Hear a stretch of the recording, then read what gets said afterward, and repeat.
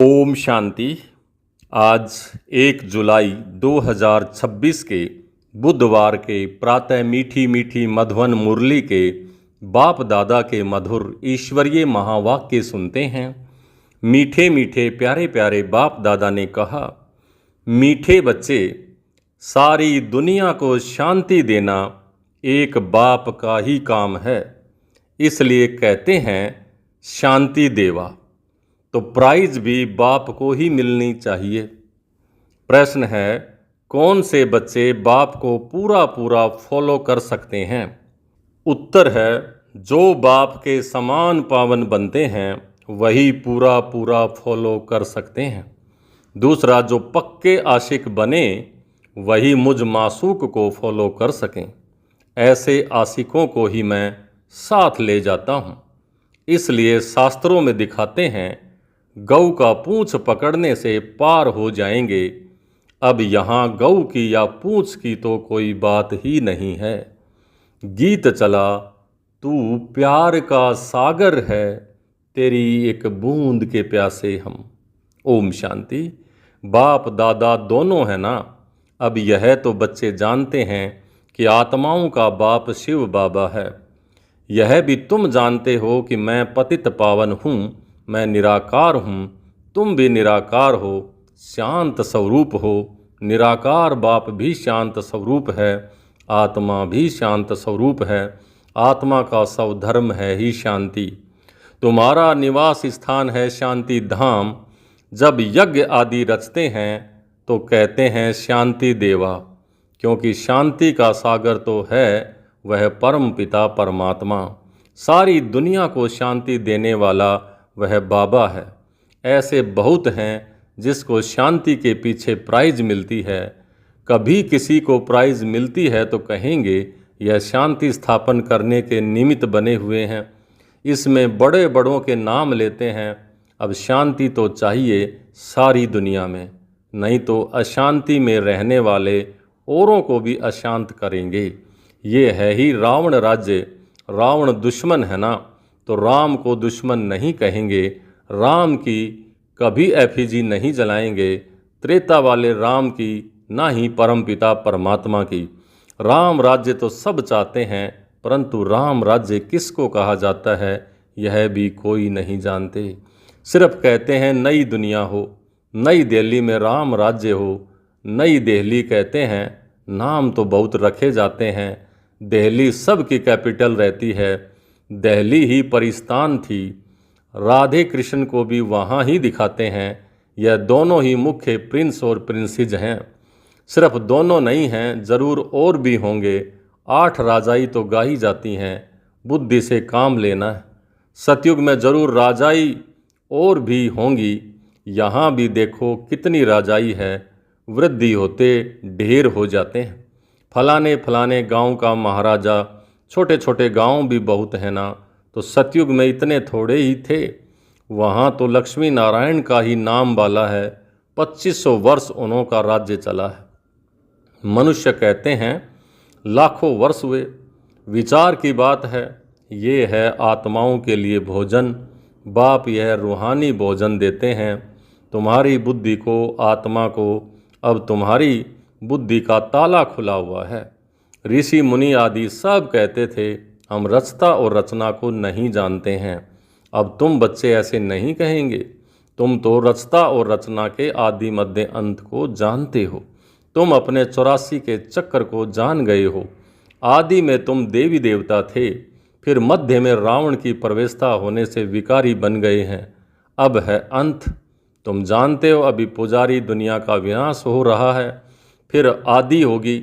आदि में होगा राम राज्य, मध्य में रावण राज्य शुरू होता है। अब रावण राज्य पूरा हो फिर राम राज्य शुरू होगा। नर से नारायण बनना है ना।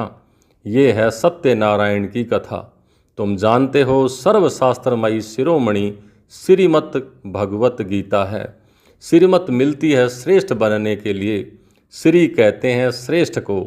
बच्चे जानते हैं एक गीता शास्त्र है जिसे देवी देवता धर्म का शास्त्र कहा जाता है, जिससे देवता धर्म की स्थापना होती है। संगम पर सतयुग में तो कोई पतित होते ही नहीं, जो पावन बनाएं। अब तुमको बाप समझाते हैं, गीता को पतित पावनी कह नहीं सकते, गीता द्वारा पावन नहीं बन सकते, गीता के भगवान को पतित पावन कहते हैं। यह अच्छी रीति याद करो। गीता है आदि सनातन देवी देवता धर्म का शास्त्र। गीता के समय ही महाभारत लड़ाई भी लगी, जिससे अनेक धर्म विनाश हुए और एक धर्म की स्थापना हुई।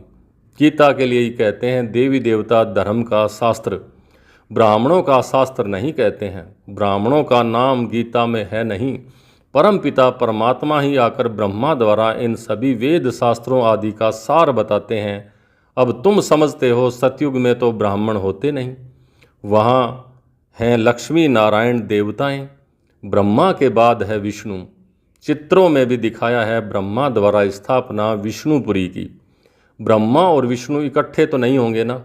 ब्रह्मा द्वारा देवी देवता धर्म की स्थापना होगी, तो यह डिटेल में समझने की बातें हैं। अभी तुम बच्चे शिव बाबा से स्वर्ग का वर्षा लेते हो, हकदार ठहरे ना। तो मुख्य धर्म शास्त्र हैं 4। श्रीमद् भगवत गीता है नंबर 1 शास्त्र, जिससे नंबर 1 धर्म की स्थापना होती है। फिर होते हैं इस्लामी, फिर बौद्धि, फिर क्रिश्चियन। एक गीता ही है जिसमें श्रीमद् भगवत गीता लिखा हुआ है, और कोई शास्त्र में श्रीमत नहीं है। श्रीमद् इस्लामी व श्रीमद् बौद्धि शास्त्र नहीं गाया जाता। श्रीमद् भगवत गीता है ही एक। उसमें कौन सा धर्म स्थापन किया? आदि सनातन देवी देवता धर्म की स्थापना हुई, और स्थापना होती है अंत में। यह समझने की बातें हैं। अभी बाबा हमको टीचर के रूप में पढ़ाते हैं, यह बुद्धि में रहना चाहिए। बाबा हमारा बाप है और टीचर भी है। बाबा पढ़ाई से सर्व की सद्गति करते हैं, तो सतगुरु भी ठहरा। बाप को सभी याद करते हैं। अब गीता में श्री कृष्ण का नाम डाल दिया है। वह तो ज्ञान का सागर है नहीं, उनको ज्ञान के सागर बाप ने ऐसा बनाया है, तो वह टीचर भी है। यहाँ तुम नई बातें सुनते हो, शास्त्र आदि तो बहुत पढ़ते सुनते आए, अब तुम बाप द्वारा डायरेक्शन सुनते हो। आगे सब शरीरधारी मनुष्यों द्वारा ही सुना था। अभी तुम समझते हो हम आत्मा असल में अशरीरी थे, पीछे फिर शरीर धारण किया है। बाबा भी अशरीरी है, शिवलिंग बनाते हैं ना।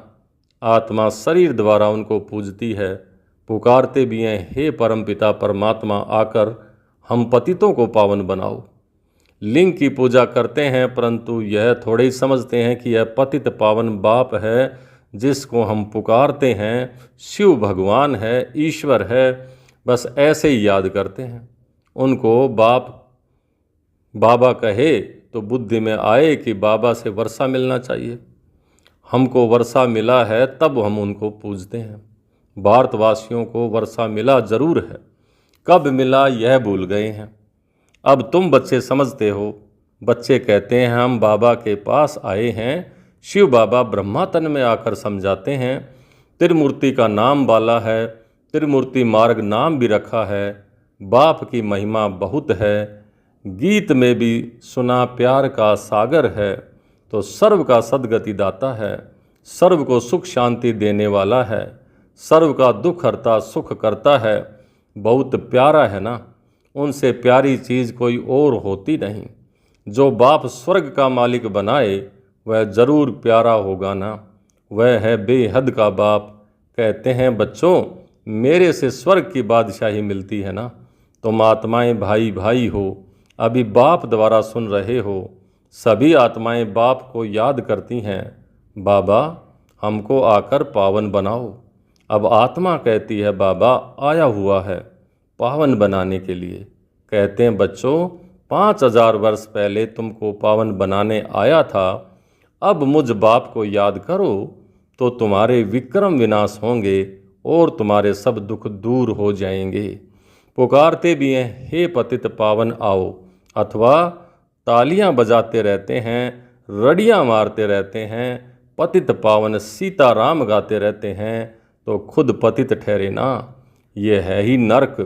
इसको रौरव नरक कहा जाता है, अर्थात घोर नरक कहा जाता है। गरुड़ पुराण में तो रोचक बातें बहुत लिख दी हैं कि यह करने से यह बनेंगे, यह होगा। फिर कह देते हैं गऊ का पूंछ पकड़ने से स्वर्ग में चले जाएंगे। ऐसा कुछ लिखा हुआ है गरुड़ पुराण में। अब जानवर की तो कोई बात ही नहीं है। तुम गौ माता हो ना, तुम्हारी पूंछ अथवा तुम्हारी पीठ जब तक कोई ना पकड़े तब तक रास्ता मिल न सके। पूंछ तो है नहीं, कहते भी हैं तुम्हारी पूंछ पकड़ करके तैर जाएंगे। अब वहाँ पूंछ तो पकड़ना नहीं है, परंतु फॉलो करना है। सन्यासियों के फॉलोवर्स तो बहुत हैं, परंतु फॉलो करना अर्थात पवित्र बनना, तो तुम सच्चे सच्चे फॉलोवर्स हो। शिव बाबा कहते हैं मैं आया हूँ तुम सबको वापस ले जाने। तुम मुझे याद करो तो तुम्हारे पाप भस्म हो जाएंगे। पावन बनने बिगर फॉलो कर नहीं सकेंगे। शिव बाबा को पूरा फॉलो करना है। तुम यहाँ बैठे हो फॉलो करने के लिए। भक्ति मार्ग में भी मुझे याद करते आए हो। तुम जानते हो आत्माएं आशिक हैं, परम पिता परमात्मा मासूक है। आत्माएं उनको याद करती हैं और वह आए हैं लेने के लिए। कहते हैं मुझे फॉलो करो तो तुम्हारे को साथ ले जाऊंगा। कैसे फॉलो करो वह भी समझते हैं। मैं हूँ पावन, तुम हो पतित, तो ज़रूर पावन बनना पड़े, ज़रूर फॉलो करना पड़े। विकारी तो फॉलो कर न सकें। फॉलो करने के लिए मेरे समान पवित्र बनो। क्या मैं पतितों को अपने साथ शांति धाम ले जाऊंगा? इतने सब मनुष्य भक्ति जप तप पुण्य आदि करते हैं मुक्ति पाने के लिए, क्योंकि यहाँ दुख हैं और चाहते हैं हम अपने घर वापस जाएं। तो बाप कहते हैं पवित्र ज़रूर बनना पड़ेगा। मैं पावन हूँ तब तो तुमको पावन बनाता हूँ। आऊँगा भी ब्रह्मा के तन में ही। मैं रचता हूँ, मैं इस ब्रह्मा के तन में आता हूँ। दिखाते भी हैं ब्रह्मा द्वारा बाप देवी देवता धर्म की स्थापना करते हैं। तुम बीके ही जानते हो कि शिव बाबा को फॉलो करना है। बाप कहते हैं मुझे याद करो तो मैं प्रतिज्ञा करता हूँ पावन दुनिया में ले चलूँगा। और कोई उपाय है नहीं। कहते हैं पतित पावन, या तो दृष्टि ऊपर जाती है या तो पानी की तरफ देखते हैं। गंगा तो पतित पावनी है नहीं, यह तो सागर से निकली हुई नदियाँ हैं। अब पूछ तो तुम्हारा पकड़ना चाहिए माताओं बहनों का।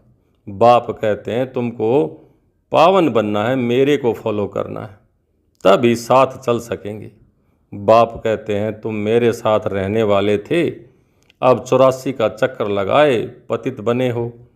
अब फिर मेरे को याद करो तो पावन बनेंगे।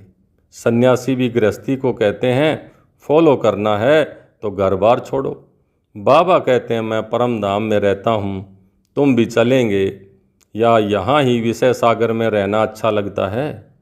तुम तो पुकारते आए हो हे पतित पावन आओ।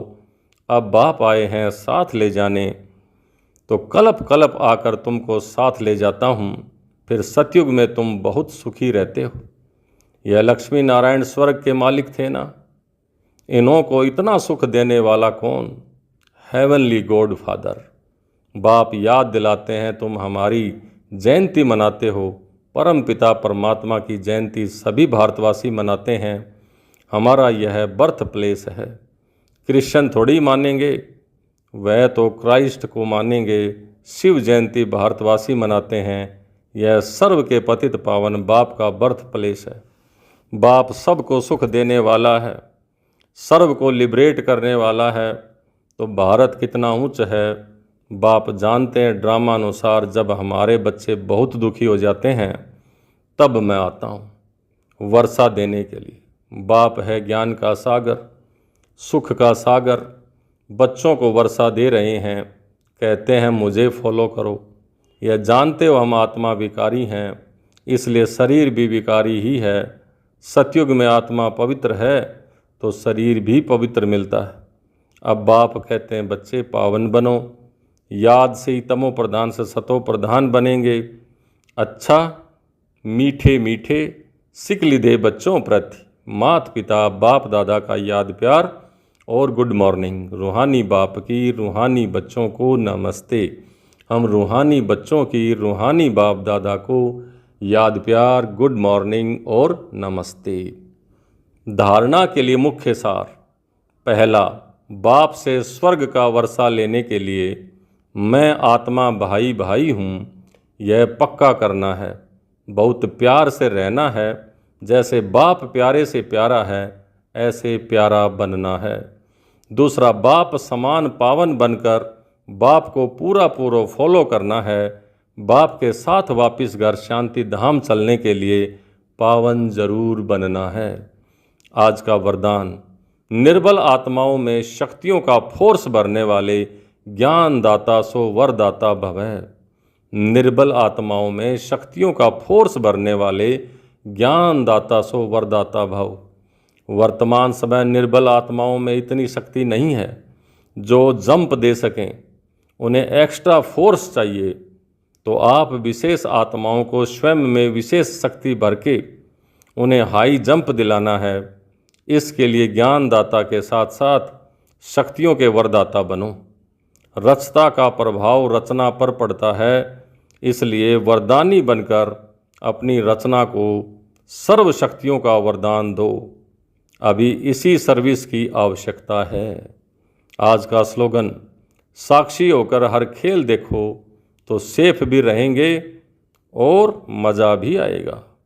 साक्षी होकर हर खेल देखो तो सेफ भी रहेंगे और मज़ा भी आएगा। ये अव्यक्त इशारे ज्वाला स्वरूप स्थिति में रह शक्तिशाली याद का अनुभव करो।